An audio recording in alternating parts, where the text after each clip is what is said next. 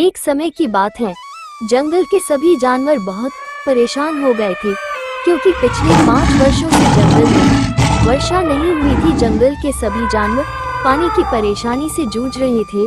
अरे भाई शेर खान, तुम तो जंगल के राजा हो और यह सब काम राजा का ही होता है और हम तुम्हारी प्रजा है। अब तुम ही हमारे लिए पानी की व्यवस्था करो, नहीं तो पूरे जंगल से जानवरों का सर्वनाश हो जाएगा। हाँ शेर खान, हाथी बिल्कुल सही कह रहा है। अब आप ही कहीं से पानी की व्यवस्था कीजिए, नहीं तो यह प्यास हमारी जान ले लेगी। हाँ, मैं जंगल का तो राजा हूँ, लेकिन मैं कुछ भी नहीं कर सकता हूँ।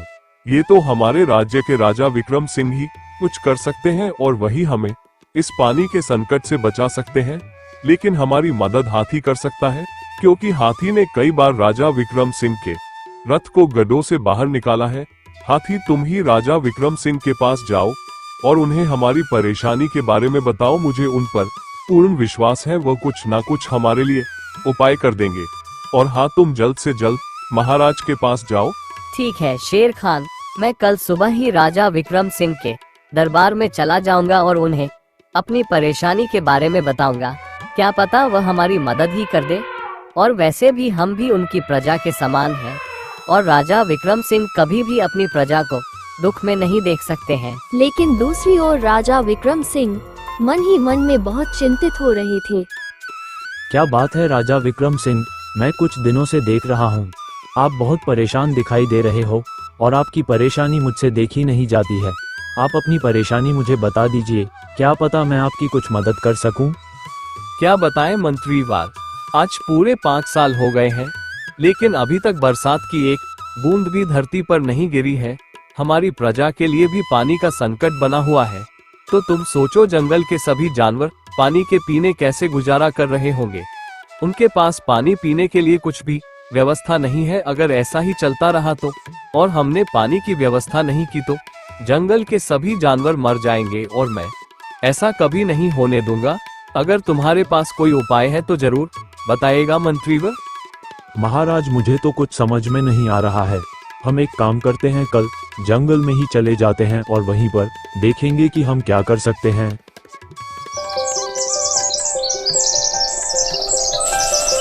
फिर महाराज विक्रम सिंह और मंत्रीवर जंगल में पहुंच जाते हैं। वो काफी दूर से चलकर आए थे और एक पेड़ के नीचे रुक जाते हैं। तभी उन्हें एक हाथी उनकी ओर आता हुआ दिखाई देता है। महाराज की जय हो। महाराज, अब की बार वर्षा न होने पर जंगल में भयानक सूखा पड़ गया है और जंगल के सभी जानवर पानी के बिना मरते जा रहे हैं। अब आप ही कुछ कर सकते हो और हम सभी जानवरों की जान बचा सकते हो। हाँ हाथी भाई, मैं तुम्हारी इस परेशानी को देखने के लिए जंगल में आया था। अच्छा हुआ तुमने सारी परेशानी मुझे यहीं पर बता दी। तुम बिल्कुल भी चिंता मत करो, मेरा नाम राजा विक्रम सिंह है।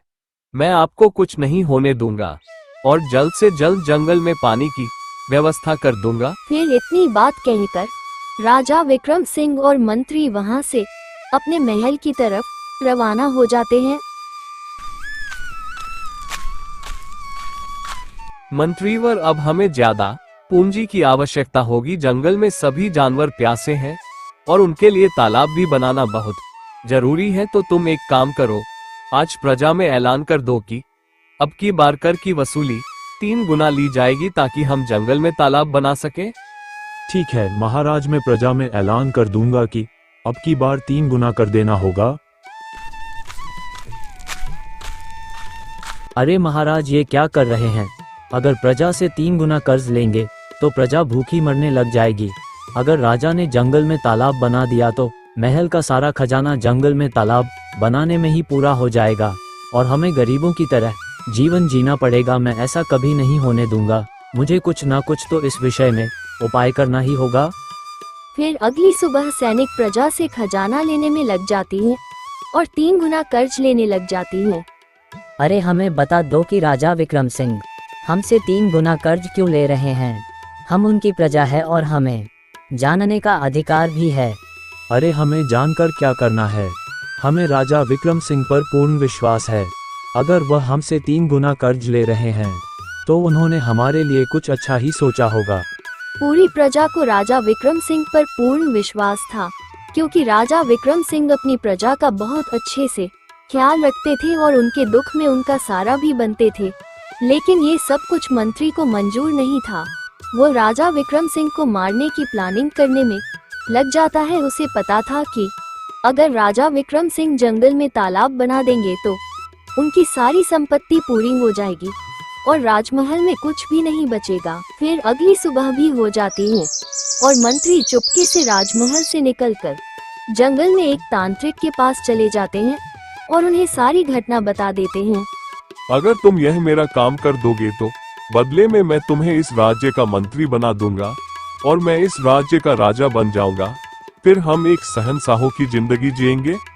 ठीक है मंत्रीवर, आपने जैसा कहा मैं वैसे कर दूंगा। फिर इस राज्य में हमारी हुकूमत चलेगी।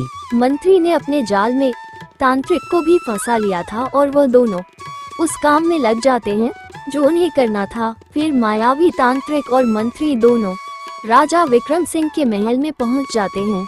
राजा विक्रम सिंह ये बहुत बड़े तांत्रिक है और यह अपने कार्य के लिए हवन करना चाहते हैं।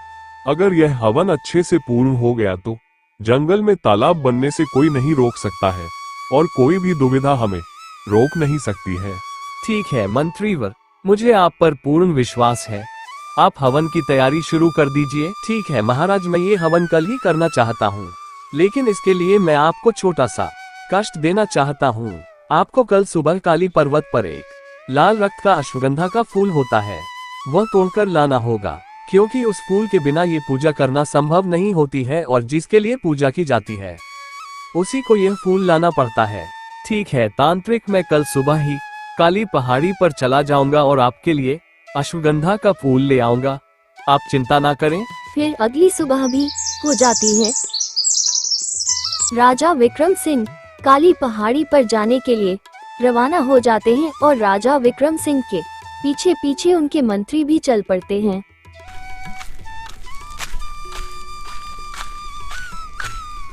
फिर जैसे ही राजा विक्रम सिंह उस पहाड़ी के ऊपर पहुंचते हैं और पीछे पीछे से उनके मंत्री भी आ जाते हैं और सही मौका देखकर मंत्री राजा विक्रम सिंह को धक्का लगा देता है, जिसके कारण राजा विक्रम सिंह उस पहाड़ी से नीचे गिर जाते हैं। चलो मेरा काम तो हो गया, अब इस राज्य का अगला राजा मैं बनूंगा, मानना पड़ेगा मेरे शैतानी दिमाग को।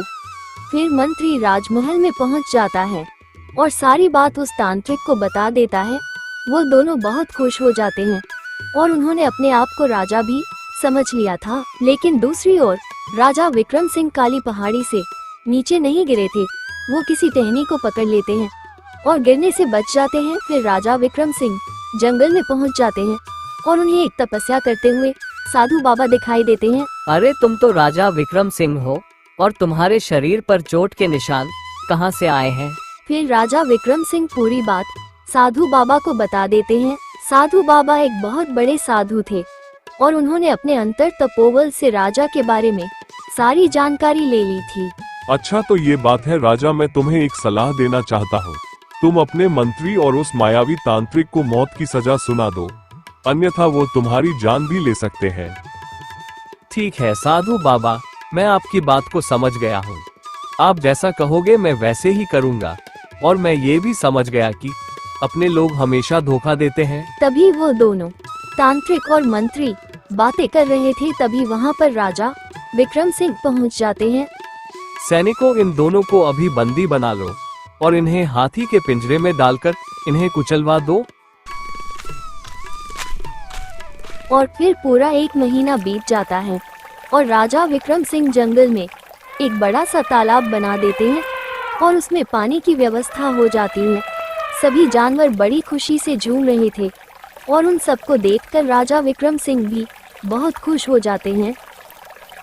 आपका बहुत बहुत धन्यवाद महाराज, आपने हमें एक नया जीवन दान दिया है।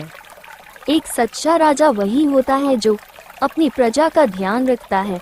अगर जो भी व्यक्ति अपने जीवन में सच्चाई की राह पर चलेगा, उसकी नाव कभी नहीं डूबेगी।